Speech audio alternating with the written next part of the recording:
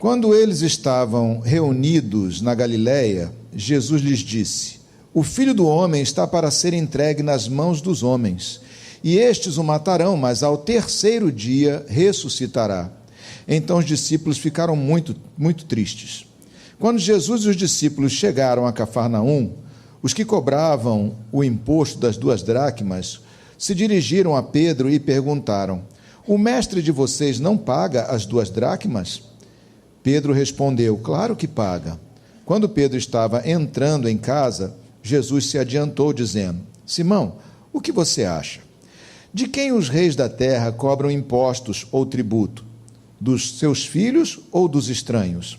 Quando Pedro respondeu: dos estranhos, Jesus lhe disse: logo, os filhos estão isentos. Mas, para que não os escandalizemos, vá ao mar, jogue o anzol e puxe o primeiro peixe que fisgar. Ao abrir a boca do peixe, você encontrará uma moeda. Pegue essa moeda e entregue aos cobradores para pagar o meu imposto e o seu. Amém. Deus Santo, graças te damos pela tua palavra e te pedimos, ó Senhor, que por meio dela tu venhas falar conosco nessa manhã, que nós possamos experimentar mais uma vez, ó Senhor, o ouvir a tua voz, Pai. Porque a nossa fé não está baseada em discursos de homens, nem filosofias, conceitos e princípios humanos, mas a nossa fé está baseada, Senhor amado, na tua palavra. Manifesta a nós, ó Senhor, pelas Escrituras Sagradas, e manifesta também a nós, ó Senhor amado, no dia a dia, pelo teu Espírito Santo, ó Pai, sempre em conformidade com as Escrituras, nos orientando e nos dirigindo.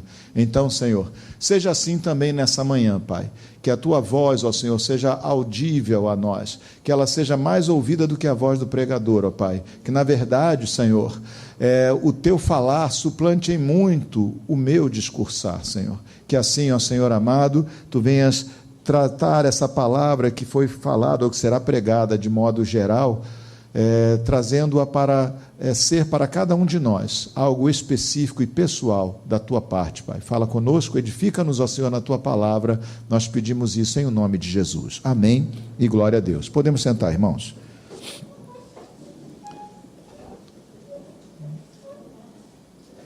Estou mudando um pouquinho a estrutura do nosso culto hoje, né? Então não estranhe não, que eu não esqueci de nada. Depois a gente... Posso esquecer no final, mas aí você me lembra. Você fala assim: pastor. Tá? Esse texto aqui, se você perceber bem, na verdade, ao lermos, nós agregamos aqui 2 temas, mas, na verdade, o primeiro tema, eu não vou desenvolvê-lo hoje, que é sobre essa questão que Jesus falou com eles aqui a respeito da sua morte, né, e que ele ressuscitaria ao terceiro dia. Eu não vou desenvolver esse tema, apenas como nós nos propusemos a ler de modo contínuo, estudar de modo contínuo, então eu estou mencionando ele aqui, mas, na verdade, eu o reservarei para outra hora, né? Quando nós formos tratar da ressurreição do Senhor Jesus, aí nós vamos tratar de todos esses pontos, mas eu gostaria só de ressaltar aqui, mais uma vez, que Jesus deixou claro para eles os acontecimentos que se dariam. Jesus ensinou para eles, falou para eles a respeito da sua morte, da sua ressurreição, da necessidade disso em virtude de ser plano do Pai, plano de Deus. Mas toda vez que ele tocava nesse assunto, veja que ele conjugou aqui, ele juntou as duas coisas. Ele falou: eu vou morrer, mas eu vou ressuscitar. Ele avisou, mas ainda assim o coração deles ficou entristecido. Por quê? Porque eles sabiam muito bem o que era a morte, mas não sabiam o que era a ressurreição, né? Eles sabiam, já tinham passado seguramente pela experiência de ter parentes, pessoas queridas mortas, mas não tinham passado pela experiência, pelo menos de um modo direto, de ter alguém tão querido, tão de perto, não é isso? Sendo ressuscitado.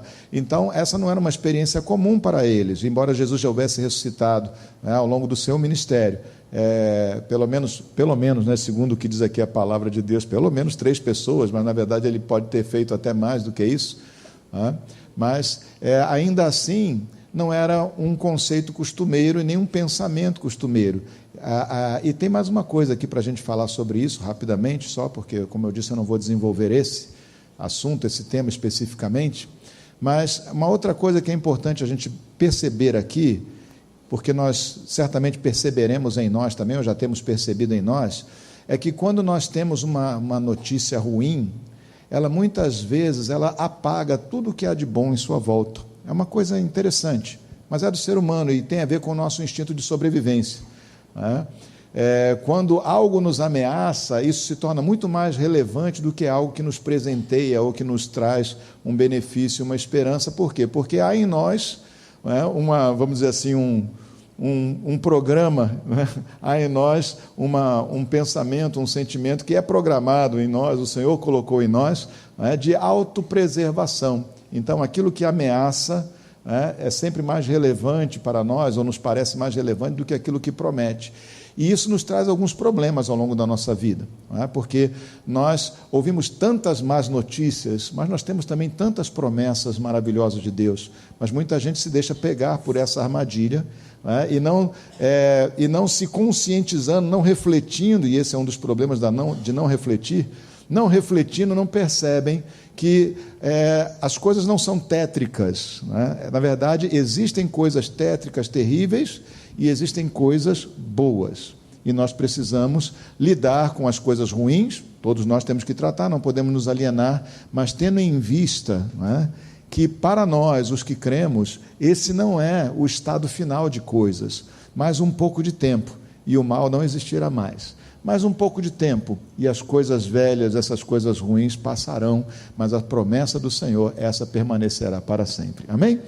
Então, não é bom para o cristão ser otimista, você vai entender, calma. Também não é bom para o cristão ser pessimista. Nós temos que ser realistas espirituais, ou seja, viver segundo a realidade espiritual. Porque o pessimista, ele acha que tudo vai sempre mal. Você já sabe qual é o resultado disso. A pessoa fica sempre angustiada, agitada, ansiosa ou entristecida, acha que não vale a pena, fica meio entregue, não é, aos acontecimentos, porque simplesmente acha que não vale a pena lutar. Esse é o pessimista. Já o otimista acha que está tudo muito bom, não é? E ele acha que tudo vai dar certo, mas Jesus falou que no mundo nós vamos passar por aflições, nem tudo vai dar certo. Então, otimismo e pessimismo são maneiras ou são posturas ou visões doentias e erradas. O que nós temos que ser é gente que vive pela fé, gente que tem, que tem uma esperança, não uma esperança vã, não uma esperança tola, não uma esperança de criança, no sentido assim de um otimismo que nos contagie, nos domine, mas gente que tem esperança nas promessas do Senhor e que sabe que o presente estado de coisas não permanecerá para sempre, porque o Senhor virá e Ele restaurará todas as coisas, Ele fará um novo céu e uma nova terra, e a nossa esperança é a sua vinda, é a sua glória. Amém? Mas não vamos falar sobre ressurreição depois, nós estamos falando aqui só sobre estado de espírito, né? Estado de ânimo. Mas o texto principal para nós abordarmos aqui é essa questão da nossa vida cotidiana, da nossa vida no dia a dia, inclusive das nossas relações civis, né? Ou seja, você não é apenas uma pessoa familiar que tem uma família, digamos assim, que tem uma relação familiar, não é apenas uma pessoa que tem uma relação empregatícia, né? Uma relação de trabalho, não é apenas uma pessoa que tem uma relação espiritual com a igreja, você também é um cidadão de um país, né? E também desenvolve relações civis, né? Obrigações civis, que fazem parte da nossa vida cotidiana, da nossa vida em sociedade comum. A palavra de Deus, ela sempre, principalmente nos evangelhos, nós vamos encontrar sempre a orientação do Senhor Jesus de nós sermos também bons cidadãos, não só sermos bons familiares, né? Bom pai, boa mãe, bons filhos, bom marido, boa esposa, enfim, boa esposa, como ser também, lá em Efésios diz muito isso, né? Ser bons funcionários e bons empregadores também, né? Bom patrão e bom funcionário, não é isso? Fala sobre todas essas questões, mas também a palavra de Deus nos ensina a essa nossa atitude cívica, não é? Como nós devemos ser em face dos nossos compromissos com a sociedade na qual nós estamos inseridos também. E aqui então Jesus retorna para a sua cidade, Cafarnaum, né? Já havia alguns anos que ele estava circulando, mas ele, ao voltar para Cafarnaum, havia sempre na porta da cidade os publicanos, os cobradores de impostos, funcionários públicos que cobravam imposto, e o costume era que eles não cobravam esse pedágio, vamos dizer assim, dos da casa, porque A pessoa está entrando e saindo da cidade o tempo todo. Imagina, se ele paga imposto cada vez que ele entra, é que nem essas estradas pedagiadas aí. Quando a pessoa mora muito perto, há que se fazer um acordo, porque senão a pessoa, coitada, vai comprar pão, passa pelo pedágio, vai no hospital, passa no pedágio, ninguém aguenta. Então há que se flexibilizar. Existem mecanismos aí, se são justos não são, mas existem alguns mecanismos para quem mora nesses lugares assim próximos de praça de pedágio, que precisam usar. Mas o imposto, esse imposto, que era uma espécie de pedágio, era cobrado, sim, daqueles que vinham de fora, daqueles que iam visitar a cidade, que iam, obviamente, desfrutar da segurança daquela cidade, entre aspas, iam circular por ali, ou estariam ali alguns dias, então era cobrado o imposto. E quando Jesus entra na cidade, ele deve ter entrado com um séquito de seguidores, os seus discípulos, e havia muitas outras pessoas, e, de certo modo, os publicanos, os funcionários públicos, aí, ou a pessoa que estava encarregada de cobrar, não cobrou dele, ficou meio, talvez tenha ficado receoso, ou simplesmente ficou sem jeito, ou não tinha certeza se devia, se não devia cobrar, enfim, parecia uma pessoa importante, porque chegou com seguidores e coisas mais, mas eles abordaram Pedro depois. E aqui nós temos uma coisa muito interessante, que é esse temor que as pessoas têm de lidar com as outras pessoas. Tem gente que tem esse temor também. Aliás, acho que todos nós temos, de certo modo. Todos nós temos, de certo modo. E o brasileiro tem uma relação muito ruim com as autoridades. O brasileiro tem uma relação muito ruim com as autoridades. Primeiro, porque tem um respeito excessivo. Toda autoridade, respeito excessivo, que eu quero dizer, não contestar, não questionar. Mas, dentro dessa questão cívica, não é isso? Toda autoridade, ela existe para, ou deveria existir, para servir a sociedade, para servir a sociedade local, não é isso? Então nós temos sim que questionar, temos que cobrar, mas temos que acatar também e acolher. O brasileiro tem uma relação de um respeito excessivo e de um ódio com a autoridade, que é uma coisa interessante. As pessoas olham a autoridade sempre com reserva, como se a autoridade fosse fosse má e prejudicial, ou um mal que se tem que tolerar. Ou seja, a autoridade, quer dizer assim, a pessoa é investida de autoridade. Então a pessoa olha para a polícia com desconfiança, olha para o servidor público com desconfiança, chega no hospital público, não é bem atendido, quer quebrar tudo, se esquece que o que está ali na frente dele é um médico, é uma vítima também de um sistema, ou é uma enfermeira, ou mesmo é um segurança, um atendente de porta, uma coisa assim de portaria, é uma vítima também da circunstância, e a pessoa às vezes se excede, vai descontar em quem não tinha nada a ver, não é? Então nós precisamos tratar com as pessoas, sempre tendo em vista que por trás de qualquer relação dessa há um ser humano. Jesus entrou naquela cidade, também ele era um ser humano, também ele poderia ter sido indagado, e certamente ele responderia, e assim também nós.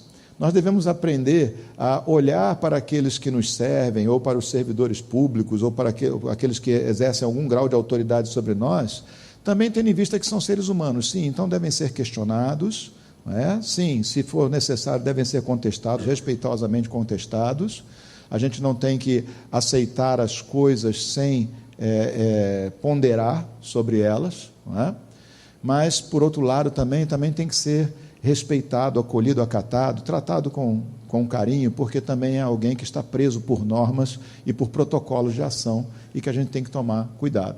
Quem aqui já não distratou, de repente, um atendente de telefone, assim, naquela bem chata, que fica, que você perdeu a paciência com a pessoa que era da companhia de telefone, essa é mais comum, não é isso?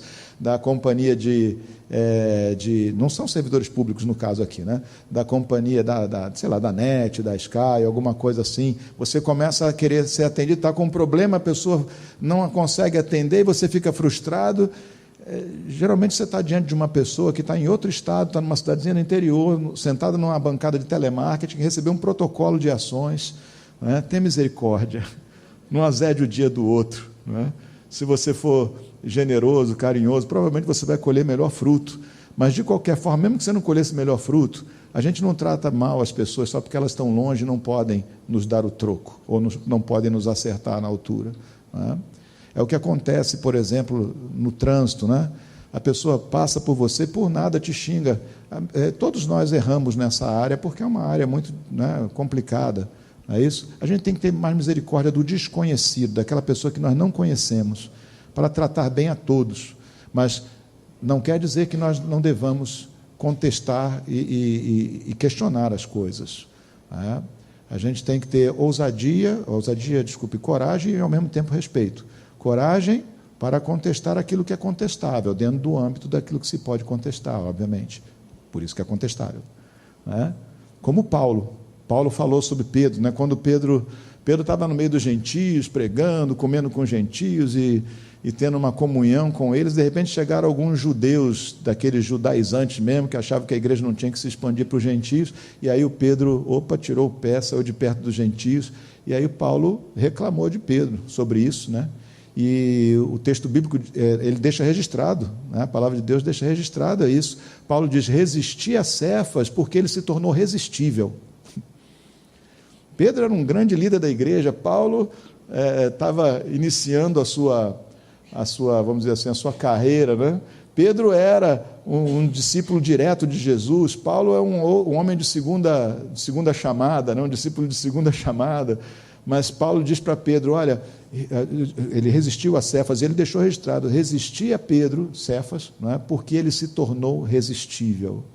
Tá? Se o teu pastor está errado, fala comigo.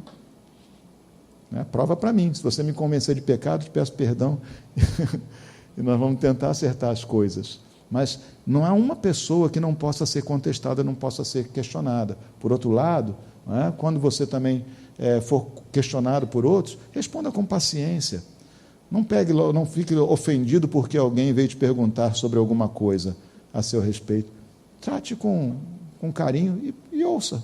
Pode ser que a pessoa tenha algo muito importante para te dizer a respeito da tua conduta. Pode ser que você não concorde, ok, mas pelo menos você ouviu, né, e procurou examinar. Amém? Chegaram então para Pedro e disseram, o mestre aí não paga imposto? Eles, claro que paga. Né? Pedro logo saiu em defesa de Jesus, dizendo, claro, ele paga sim, claro que paga. E aí ele foi falar com Jesus, e Jesus, você passou lá, não pagou, e eles estão contestando isso. E quando ele entrou na casa, Jesus já se adiantou e disse para ele, Pedro, você viu aqui, né? De quem é que os reis cobram impostos? Dos da casa ou dos de fora? Jesus era cidadão de Cafarnaum. Jesus era cidadão de Cafarnaum. Então, vamos examinar aqui então alguns princípios aqui para a gente retirar disso. Nós já até falamos já de início, né, que é essa paciência, benevolência, esse bom trato com as pessoas, não é? Mas, quanto a pagar impostos, o brasileiro tem ojeriza de impostos, não é à toa também, porque a gente paga um bocado de imposto, né, e não tem a contrapartida para isso. Mas a maneira de contestar isso não é só negando, não é burlando a lei, a maneira de contestar isso é contestar os nossos políticos, nas eleições, fazer pressão sobre eles, exercer pressão justa sobre eles, pelo amor de Deus. Crente não participa de quebra-quebra, mas dentro daquilo que a justiça permite e que a ponderância também permite, nós devemos sim contestar essas coisas. Se está errado, e cada um deve assumir a sua parte, mas nós temos que também ser pessoas que não cobram dos outros uma justiça que nós não estamos a fim de praticar. E isso é muito interessante no comportamento do brasileiro. Para o brasileiro, o corrupto é sempre o outro, o não cumpridor da lei é sempre o outro, mas acabamos, ou muitos de nós acabam sendo licenciosos consigo mesmos, enquanto são extremamente cobradores e duros com os outros. E isso é hipocrisia. Essa aqui é a verdade. Essa aí traduz-se por hipocrisia. Não é isso? Então, nós, o povo de Deus, temos que dar a César o que é de César e a Deus o que é de Deus. Não é? Então, existem contribuições ou participações ou mesmo imposições de coisas que nós temos que fazer para viver em sociedade, nós temos que fazer, e nós precisamos fazê-la também. Então, seja honesto com seus impostos, é óbvio, se a lei te faculta ter desconto disso ou daquilo outro, fica à vontade, é a lei, é a regra do jogo, digamos assim, mas é necessário que nós todos façamos a nossa parte. Primeiro, porque é justo fazer. Segundo, porque o nosso testemunho deve ser sempre né, visível e claro, para que as pessoas vejam que o nosso discurso não é diferente das nossas ações. Amém? Eu sei que é muito difícil. Todos nós, em algum momento, vamos incorrer em incoerência. Quem aqui já falou alguma coisa que depois percebeu que ele mesmo não fazia? Ou quem aqui já cometeu erros nessa área? Quantas vezes nós mesmos olhamos para dentro de nós e descobrimos em nós falhas de procedimento? Todo mundo erra. Todo mundo erra. O que nós não podemos fazer é ser amigos dos erros e concordar que eles estejam na nossa vida pacificamente, sem que nós estejamos lutando contra eles. Amém? Então diga para o seu irmão assim: a César o que é de César, e a Deus o que é de Deus. Não é? César era o imperador romano na época, eles chamavam de César qualquer imperador romano que estava dominando sobre aquela região, e Jesus falou isso: olha, a César o que é de César, a Deus o que é de Deus, a cada um o que lhe é devido. Amém? Outra coisa que nós temos aqui nesse texto, e que eu quero desenvolver com vocês, para a gente poder refletir sobre isso, é a questão da justiça. Né? Ele diz aqui, Jesus fala com Pedro, olha,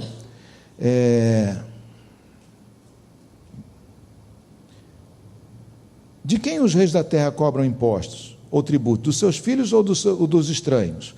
Pedro respondeu, dos estranhos. Então, Jesus concluiu, logo, os filhos estão isentos. Então, Jesus logo pontuou diante de Pedro o que era a justiça, o que era a correção, o que era o cumprimento da lei. O cumprimento da lei é, Jesus não deveria ter sido cobrado, por isso ele passou.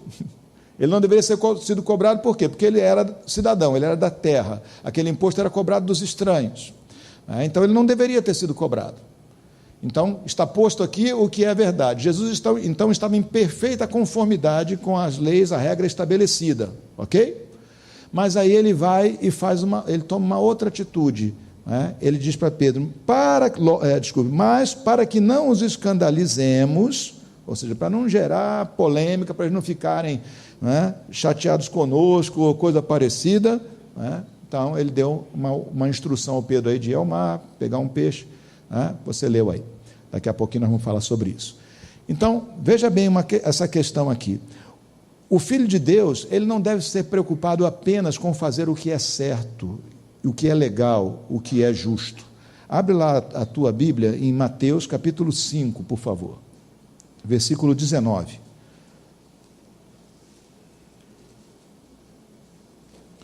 Mateus 5, versículo 19.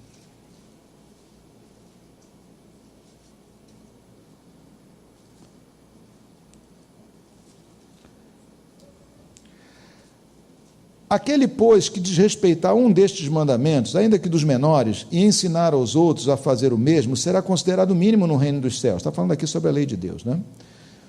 Aquele, porém, que os observar e ensinar, esse será considerado grande no reino dos céus. Porque eu afirmo que se a justiça de vocês, agora Jesus falando diretamente para os seus discípulos, eu afirmo que se a justiça de vocês não excederem muito a dos escribas e a dos fariseus, jamais entrarão no reino dos céus. Os fariseus e os escribas eram os doutores da lei, vamos dizer assim, religiosa daquele tempo.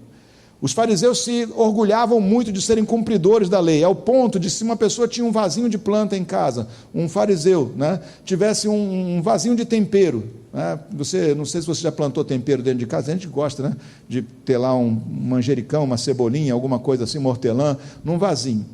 Eles eram tão observantes da lei, que eles contavam o número de folhas que havia naquela planta, e eles tiravam o dízimo daquelas folhas para pagar, ou seja, removiam a primeira parte de 10, né? Ou seja, as primícias daquelas folhas, e eles entregavam aquilo como forma de dízimo também.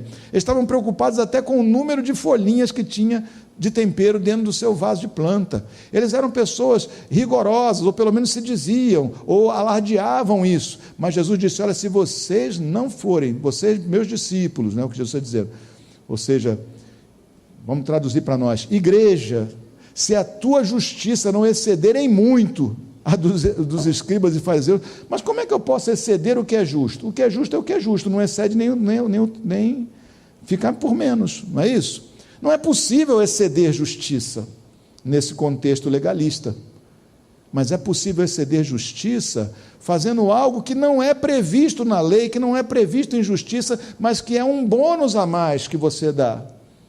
entende?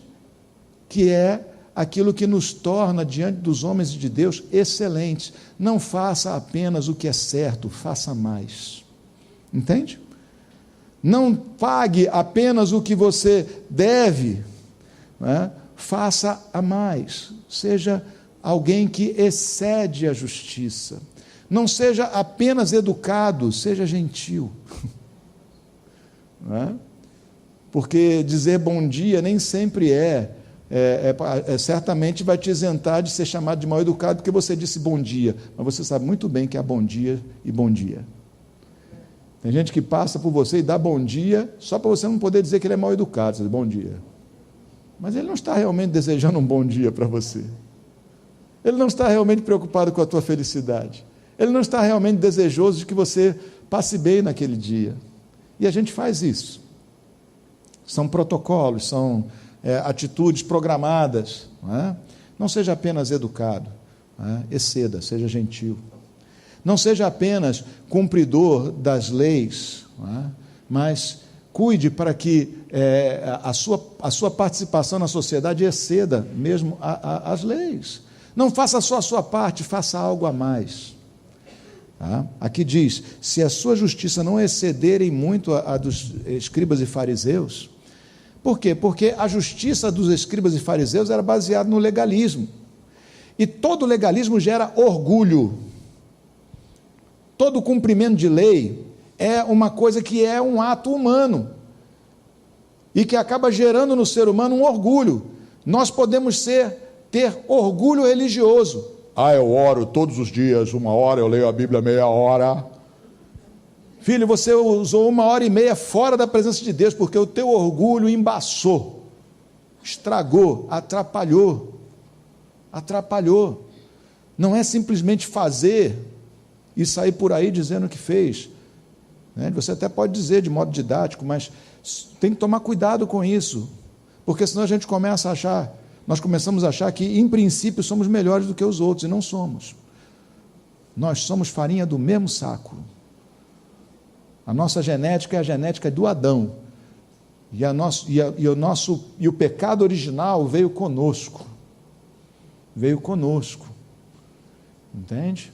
Então, nenhum de nós pode se sentir superior aos demais, nós não somos, mas nós podemos fazer coisas superiores a que os outros fazem, excedendo a justiça, sendo excelentes, pondo sobre aquilo que é justo um pouco mais, lembrando que para Deus, mais importante do que os atos visíveis, os atos que nós demonstramos, é a origem deles no nosso coração. Deus olha para dentro do nosso coração.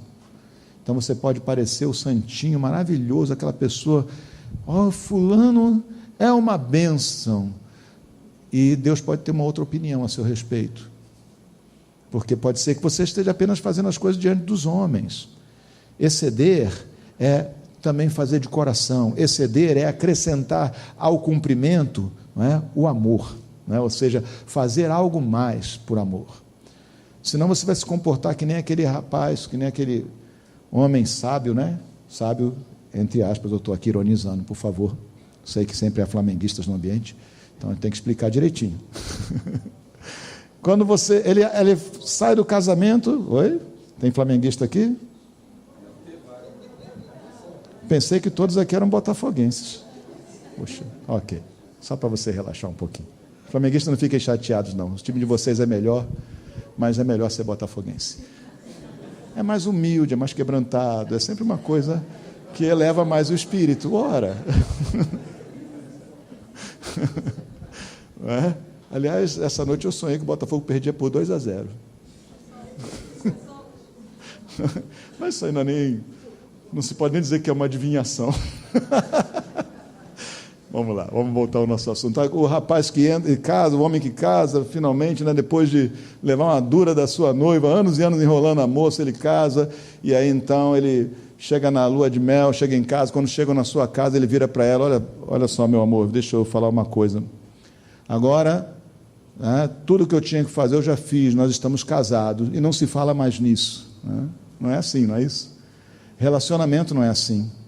Eu sou casado contigo, eu sou seu pai, eu sou seu filho. Não é assim. Esses são status que a gente tem. Eu sou pai, mas ser pai não é suficiente no sentido de ter o título de pai. Você sabe muito bem que há pais e pais. Há pais que conquistam dos seus filhos uma devoção, uma alegria, um prazer de serem filhos dele. E há pais que transformam para os seus filhos a sua paternidade num fardo, numa vergonha ou coisa parecida. Não seja apenas o que deveria ser no papel. Seja mais, acrescente amor, excelência, generosidade em cima disso, amém? Então Jesus disse, olha, o que é justo? Bom, justo é isso, o legal é isso, mas para que não os escandalizemos, para que a gente não gere tristeza, dúvida, raiva neles, para que eles não pensem coisas erradas de nós, vai lá e pega 2 moedas, uma por mim, uma por você, e dá, né? Mas pegou no milagre, né? Na boca do peixe. Quem aqui já pescou um peixe com 2 moedas, uma moeda para pagar 2 impostos na boca? Era uma moeda só, mas eram 2. Quem aqui já pegou um peixe com uma moeda na boca? Eu não peguei nenhum. Né? Eu não sou tão bom pescador assim, não foi tanta variedade, mas já peguei peixe com anzol na boca, com moeda eu nunca peguei. Mas um milagre, nós vamos falar sobre isso também. Mas o que nós temos aqui então é um conceito de excelência, de ultrapassar aquilo que é legal. Se a nossa justiça não exceder em muito a dos fariseus, né? Qual era a justiça dos fariseus? Eu fiz, eu faço, eu pago o meu dízimo, eu oro, eu jejuo 2 vezes por semana.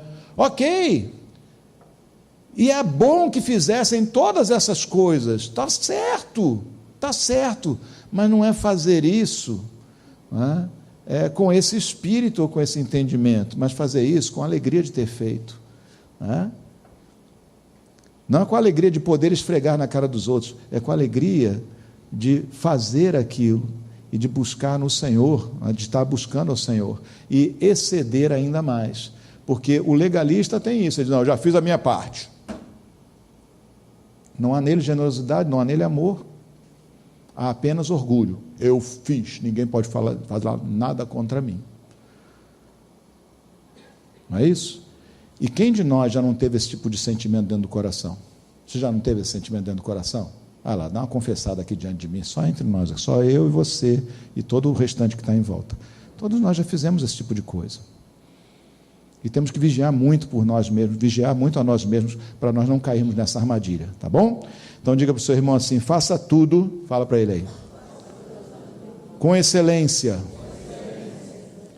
não seja um cumpridor de regras, apenas faça melhor do que a regra diz, amém? Faça melhor do que a regra diz. E aqui então, nós vemos um outro conceito também. Olha o que Jesus fala com Pedro. Pedro, faz uma coisa. Vai lá, joga o anzol, puxa o primeiro peixe que você fisgar. Ao abrir a boca do peixe, você encontrará uma moeda. Pegue essa moeda e entregue aos cobradores para pagar o meu imposto e o seu. O meu imposto e o seu. Temos 2 coisinhas aqui, só nesse pedacinho que é bom a gente pensar aqui.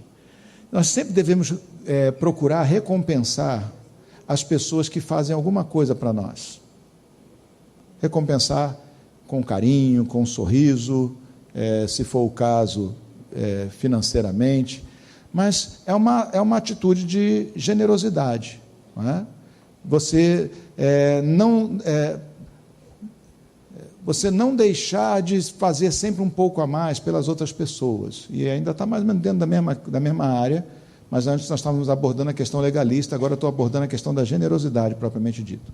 Todo cristão tem que ser, por excelência, por prática, uma pessoa generosa. A palavra de Deus diz, deixa eu só pontuar com um texto bíblico, a palavra de Deus diz lá em Lucas, capítulo 6, versículo 38, abre aí para mim, Lucas 6 e 38.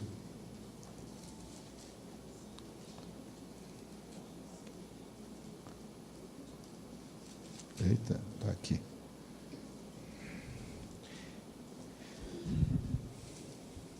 Lembrando a vocês que eu estou lendo de uma versão nova, né, do Almeida, né, que é a NAA, Nova Almeida Atualizada. Diz assim: deem e lhes será dado, boa medida, prensada, sacudida, transbordante será dada a vocês, porque com a medida com que tiverem medido, vocês serão medidos também. Olha o que Jesus está dizendo aqui. Eu preciso me adaptar com isso, que eu começo já a querer repetir o versículo, né? Boa medida, recalcada, sacudida, transbordante, generosamente vos darão. Mas eu reconheço que prensada é melhor do que recalcada para os nossos dias, né? Deem e lhes será dado, boa medida, prensada, sacudida, não é? Quando você vai encher alguma coisa, sempre tem uns espaços vazios, não é? Porque da acomodação das coisas. Então você mexendo, sacudindo, a força da gravidade vai atraindo as coisas mais para baixo, você consegue fazer caber mais, né? Olha só, sacudida, prensada, né? Está em uma ordem aqui diferente, mas pensada e ainda por cima transbordante, né? Bota lá uma medida. Por quê? Porque a pessoa estava acostumada a ir lá na feirinha lá da cidade, eu quero comprar uma medida de trigo, aí o cara pegava aquela medida, que geralmente as medidas eram de volume, né? Então ele jogava naquela medida ali, passava a régua em cima, toma. Ele está falando o quê? Não, peraí, você sacode ela bem para tirar os espaços vazios, prensa para acomodar mais ainda bota transbordando. É o que Jesus está dizendo, né? Porque com a medida que você medir, vão te medir também. Então mede com medida generosa, né? Transbordante, para você ser medido também dessa forma.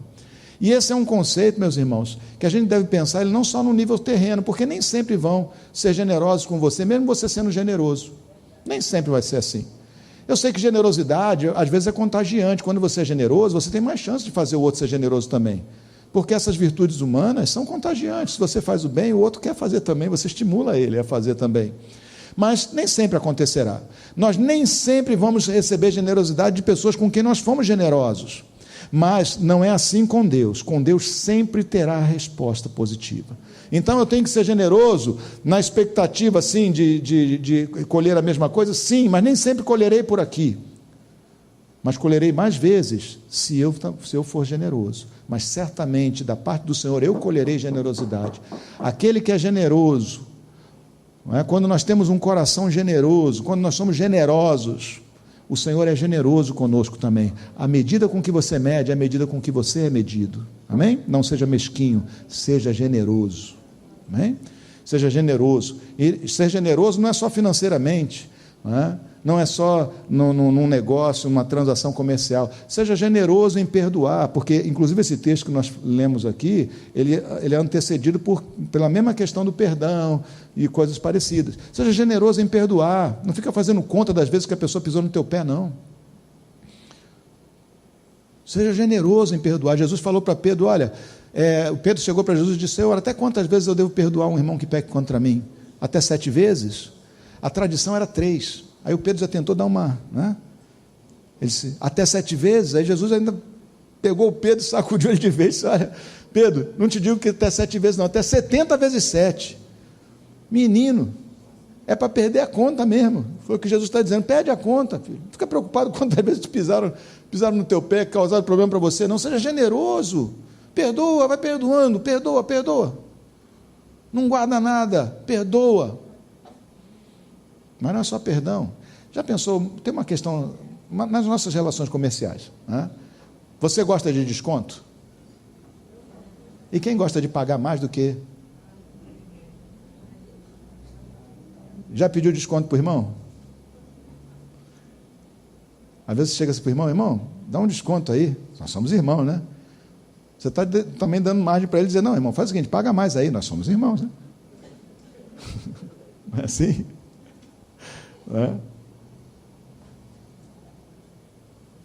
A gente tem que sempre pensar nas relações. Se o outro tem menos do que você, então ao invés de você pedir desconto, dê a mais. Por que não? Se o outro está pior do que você está melhor do que ele financeiramente, você está numa hora melhor da sua vida, ou sei lá, se é plausível, não é? Por que não? Quando você percebe que o outro tem menos. Porque tem gente que tem mania de pedir desconto, mesmo pede desconto até de quem Você vê que a pessoa está, né, empobrecida, está pobre, e você ainda vai pedir desconto para ele, né? Quando o valor, às vezes, até está baixo já. Generosidade, meus irmãos, deve ser um princípio para nós.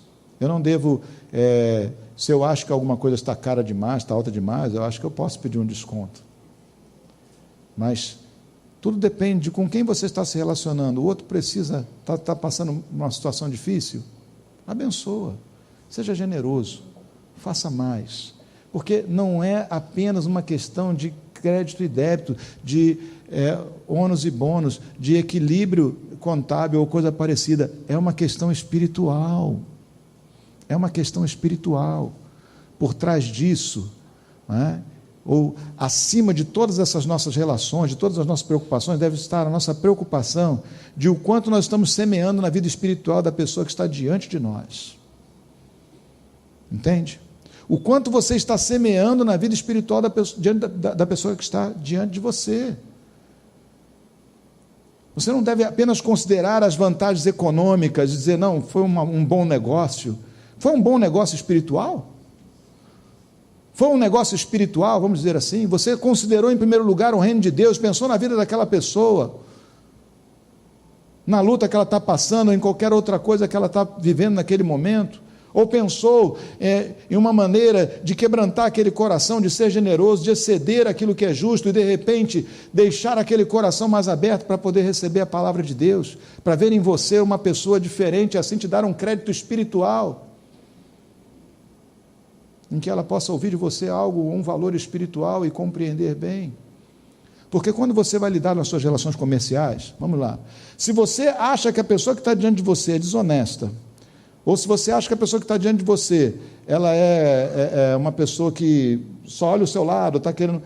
Você não confia naquela relação, e você não dá muito ouvidos ao que aquela pessoa está dizendo.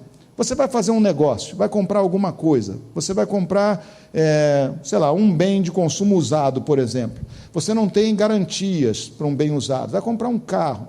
Você olha para aquela pessoa, se você achar que aquela pessoa que está te vendendo o carro está mentindo, que a quilometragem do carro não é aquela, que aquele carro tem defeitos que provavelmente estão escondidos, isso é uma coisa muito comum da gente desconfiar, o que a gente faz? A gente pede desconto porque já sabe que vai ter algum problema, alguma despesa mais adiante, porque ali tem um problema. Então a gente, de certo modo, está com o coração fechado para aquela pessoa que está diante de nós e não damos pleno crédito àquela pessoa. A pessoa diz, não, mas meu carro tem só 7.000 quilômetros rodados. Aí você olha para ele e diz, é ruim, eu já vi na internet que o pessoal vai lá e muda a quilometragem, sei lá o quê, o teu carro deve ter uns 40 quilômetros rodados, 1.040, sei lá, né? Ou coisa parecida, né? Essa tua caixa de mudança deve estar cheia de banana verde dentro. Antigamente faziam isso, né? Botar uma banana verde dentro da caixa de mudança para não roncar. Não é isso? O óleo do teu motor deve estar com a graduação acima para tapar os buracos dos pistões, para não sair fumaça. Você olha assim, você desconfia, você não dá crédito àquela pessoa. Por quê? Porque você não está confiando nela nas relações comerciais. Também isso acontece nas relações espirituais. Se você não criar espaço para que aquela pessoa acredite em você, a sua palavra não tem valor. Seja generoso, porque quando uma pessoa, todo mundo sabe, mesmo o ímpio sabe o que manda nesse mundo. Neste mundo, no sentido das relações mundanas. Nas relações mundanas, o que manda? Jesus disse, há dois senhores, Deus e as riquezas. O que o mundo cultua? Não é? L'argent, famerie, ou qualquer outra coisa assim. É dinheiro. Então, a pessoa quando vai lidar num negócio, ela pensa assim logo, o outro está querendo tirar vantagem sobre mim. Mas se você é generoso, se a pessoa te conhece como uma pessoa generosa, se a pessoa te conhece, sabe bem quem você é, sabe bem dos teus costumes, dos teus hábitos, o que ela vai fazer? Ela vai acreditar em você, ela vai relaxar naquela relação e ela vai acreditar em você. A questão também espiritual é importantíssima, porque quando você mostra correção para as pessoas nos seus atos comerciais, elas passam a confiar em você depois de um tempo. Também, por quê? Porque você semeou honestidade, integridade, verdade nas tuas relações comerciais. nós temos que semear também nas nossas relações espirituais. Generosidade é uma das coisas que mais expressa a espiritualidade, gente. Porque o espírito desse mundo não é esse, o espírito desse mundo é o lucro, é a ganância. O que eu posso ter na minha pança, como disse Paulo. O Deus deles é o ventre, se referindo a outros. O Deus deles é o ventre, é o que eles conseguem comer, o que eles botam para dentro. O Deus dele está dentro dele, é Ele mesmo. Esse é o Deus desse mundo. Mas quando eu mostro generosidade, eu estou mostrando algo que não é típico do ser humano. E então eu estou adquirindo créditos espirituais para quando eu for pregar a palavra da verdade, porque eu fiz mais, ou muito mais, do que esperavam de mim que fizesse. Entende? Seja generoso. Peça desconto quando deve pedir. Mas pensa que se você for generoso, você está investindo num outro tipo de tesouro, um tesouro espiritual. Seja generoso e não ganancioso. Porque você vai mostrar que o que rege você é outro, não é o espírito desse mundo, é o Espírito de Deus. Amém? Seja generoso e você expressará com a sua vida a Cristo. E aí quando você for falar de Jesus, porque senão a sua palavra é vazia. Entende? Você é duro de tudo que é jeito, duro nos negócios, duro nas palavras, aí você vai falar de Jesus. Que virtude você mostrou? Eu cumpro as leis. Tá bom, está cheio de gente por aí que faz. Tem gente que não é crente, mas cumpre as leis. Seja por medo, seja por ideologia, seja por o que for. Não quer dizer nada. O Espírito de Deus não se torna visível, ou Cristo não se torna visível em nós pelo cumprimento das regras meramente, mas por excedermos a justiça em excelência. Amém? Por excedermos, sermos excelentes em todas as coisas. E finalmente, meus irmãos, e agora sim nós vamos falar da questão milagrosa aqui, porque até aqui nós falamos do caráter, que também é um milagre, né? Porque para você expressar essas virtudes de caráter é fruto do Espírito. Isso é um fruto do Espírito, só existe isso porque a mente de Cristo dominou a tua mente, então você fica generoso, você fica mais do que justo, você vai procurar fazer essas coisas de boa vontade, não para esfregar na cara dos outros, mas porque você, no seu coração, o Espírito Santo te cobra que você faça isso, você diz, eu tenho sido tratado com muita generosidade por Deus, então eu vou ser generoso também. Eu tenho sido tratado por Deus com muita misericórdia, então eu vou exceder a justiça. Aqui não é uma questão do que é justo, eu tenho que dar mais do que isso, por causa da tua relação de amor com o Senhor. Mas aqui temos uma outra questão também. Note que provavelmente eles não tinham dinheiro, ou não tinham o suficiente, mas entraram naquele lugar, foi cobrado, e Jesus chama Pedro e diz, Pedro, não é justo eles estarem cobrando, mas faz uma coisa, você vai lá, vai pegar um peixe, vai tirar da boca do peixe, e vai dar por mim e por você, vai pagar o imposto por mim e por você. Meus irmãos, quando nós andamos no cumprimento da vontade de Deus, o Senhor supre as nossas necessidades. Não é que você não vai trabalhar mais, não é que o pão vai cair do céu dentro da tua boca, não é que você vai ver dinheiro aparecer por baixo da tua porta, todo dia alguém vai lá e empurra algumas notas de 100 por baixo, não é isso não, gente. Não é isso não, você tem que trabalhar, você tem que fazer as coisas certas, mas o Senhor suprirá, aquilo que for necessário, o Senhor suprirá. Pode ser que você não tenha aquilo que você gostaria de ter, mas o que você precisa ter, o Senhor proverá. Proverá de um jeito ou de outro, nem que Ele levante alguém, nem que Ele levante um corvo que seja, para levar pão no bico para você, nem que Ele faça sair água da rocha, nem que Ele arrume uma mulher samaritana para chegar com um balde na hora que você está sentado com sede na beira do poço. O Senhor proverá, amém?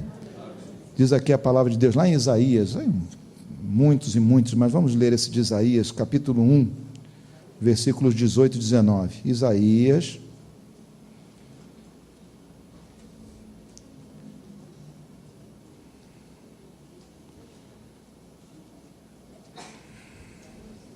Isaías, capítulo 1, versículos 18 e 19.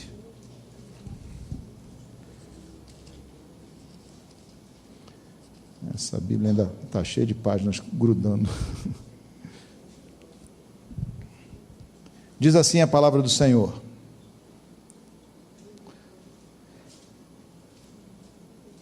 o Senhor diz: venham, pois, e vamos discutir a questão. Vinde, pois, e arrazoemos, não é isso? Venham, pois, e vamos discutir a questão. Ainda que os pecados de vocês sejam como o escarlate, eles se tornarão brancos como a neve. Ainda que sejam vermelhos como o carmesim, eles se tornarão como a lã. Se tiverem dispostos e me ouvirem, vocês comerão o melhor dessa terra. Primeiro, Deus nos chama para arrazoar. O que é que nós estamos fazendo? O que Ele está fazendo conosco aqui? Ele está arrazoando pela sua palavra, Ele está arrazoando conosco a respeito das nossas práticas. Está suscitando em nós questões a respeito de como nós temos procedido, não é assim? Ele diz: venham e arrazoemos. Meus irmãos, nós temos que ir ao Senhor todo dia para arrazoar com Ele, para ouvir o que Ele tem a dizer a nosso respeito, bater um papo, deixar Ele apontar os nossos defeitos. Não é simplesmente você chegar lá e apresentar uma relação, eu quero, eu preciso, eu quero, tem que ser, Pai, me ajuda, me socorre, eu quero. Para e tenta escutar o que Ele quer. Porque quando uma pessoa só tira de você, só vem o tempo todo querer, você começa a olhar para ele como uma sanguessuga. Chupar sangue de outro. Você quer tirar ele de perto de você. Não é assim nas nossas relações? Pois também Deus também tem pretensões conosco. Não chega só dizendo eu quero. Pergunta para Ele: Senhor, o que Tu queres de mim? O que tem em mim que Tu queiras que eu entregue a Ti? O que há de bom em mim que Tu queiras receber? A palavra de Deus diz que não tenho nada de bom que o Senhor possa querer, que possa ser necessário ao Senhor, mas ainda assim existem coisas em mim que Ele quer tirar de mim, para que haja espaço para as coisas que Ele quer pôr em mim. Amém? Certo? Então, arrazoar com o Senhor é fundamental. Mas o que muita gente quer é que Deus o abençoe, mas Ele não quer arrazoar. Quer receber, mas não quer dar. Quer ver milagres, mas não quer se submeter a ser transformado, a Deus fazer um milagre no seu interior. Não é? Então Ele diz: se você me ouvir, se você arrazoar comigo, se você sentar para me ouvir, se a sua disposição for boa, se vocês estiverem dispostos e me ouvirem, vocês comerão o melhor dessa terra. Buscai, pois, em primeiro lugar, disse Jesus, né? Evangelho de Mateus, capítulo 5. Buscai, pois, em primeiro lugar o seu reino, né? O reino de Deus, e a sua justiça, e as outras coisas vos serão acrescentadas. Deus supre as nossas necessidades, e muitas vezes milagrosamente. Jesus podia ter perguntado para alguém tem uma moeda para me emprestar? Mas Ele quis que Pedro visse que aquilo que é necessário, o Senhor supre para nós. E Ele mandou Pedro pegar um peixe, tinha no peixe uma moeda, e essa moeda era suficiente para pagar o imposto. Eu imagino que o Pedro, quando lançou esse anzol na água, e ele viu esse peixe, eu não sei não, viu? Mas se Pedro não fosse crente, ele guardava aquela moeda, essa é a moeda da sorte dele, ele ia arrumar outra com outra pessoa. Mas ele viu, imagine o que ele viu quando ele pegou aquela moeda, né? E o quanto o coração dele se alegrou, e a verdade espiritual que estava naquele momento nas suas mãos.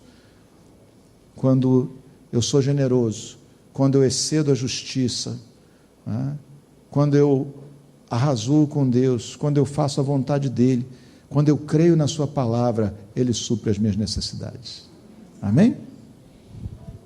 Ele proverá, porque Ele é um bom Pai, e o bom Pai sabe dar boas dádivas aos seus filhos. Não é verdade? Aleluia, glória a Deus. Vamos orar. Senhor amado,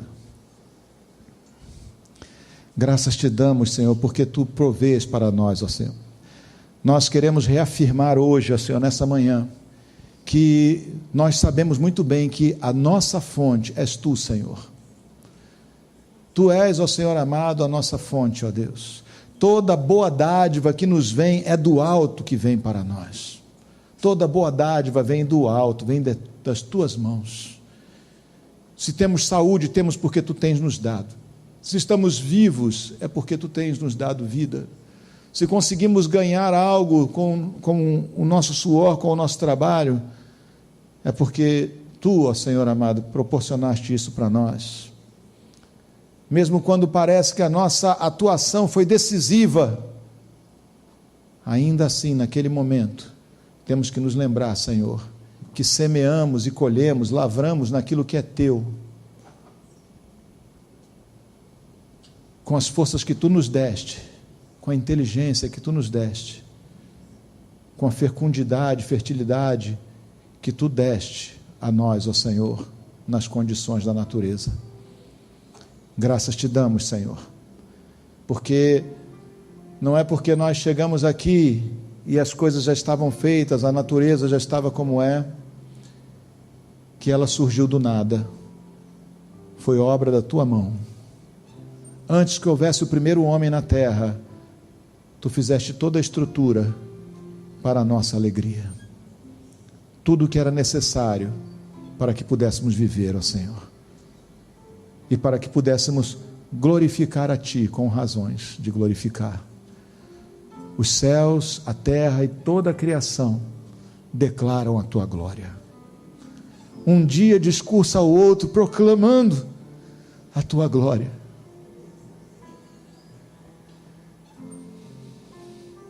Obrigado, Senhor. Graças Te damos, Senhor. Graças Te damos, ó Pai, na enfermidade, na fraqueza, na hora da injustiça, graças Te damos, Senhor, porque Tu fizeste todas as coisas boas, e se há mal, a culpa é nossa, da humanidade que Tu criaste. Se há doença, se há morte, o nosso ancestral mais remoto foi que deixou eles entrarem no mundo. Deixou a doença e a morte entrarem no mundo. Se há pecado, sim, o nosso ancestral mais remoto, e nós não podemos nem dizer maldito Adão, porque deixou essas coisas acontecerem, porque amaldiçoaríamos a nós mesmos, porque também nós temos confirmado a mesma pecaminosidade, quando nós também erramos, e não podemos julgar sem levar em consideração que com a medida que medimos, seremos medidos também. Senhor amado, que graça maravilhosa e superabundante Tu tens derramado sobre nós, que nós possamos ser, ó Pai amado, dia a dia gratos, ó Senhor, e reconhecer que sem Ti nada podemos, sem Ti nada somos, sem Ti nem sequer existiríamos. Então obrigado, Senhor, porque nos deste a graça de existir, com consciência de que existimos, com consciência de nós mesmos, com consciência, ó Senhor amado, das coisas que nos cercam. Mas, Senhor, tira as escamas dos nossos olhos, para que nós vejamos todas as Tuas obras e Te glorifiquemos por cada uma delas, Senhor. Porque uma ferramenta e um instrumento, um machado, não tem do que se orgulhar, porque ele não se fez a si mesmo, nem tampouco trabalha sozinho. Por trás do martelo, do machado, por trás do carro, por trás de qualquer instrumento, há uma mão que guia. Por trás das nossas vidas há a Tua mão. Mesmo o ímpio que não reconhece isso, também só pode qualquer coisa que possa, porque a Tua boa mão permite ou conduz. Graças Te damos, Senhor, rendidos e agradecidos, ó Pai, que nós vamos participar dessa mesa da qual comeremos e beberemos agora. Obrigado, Senhor, em nome de Jesus.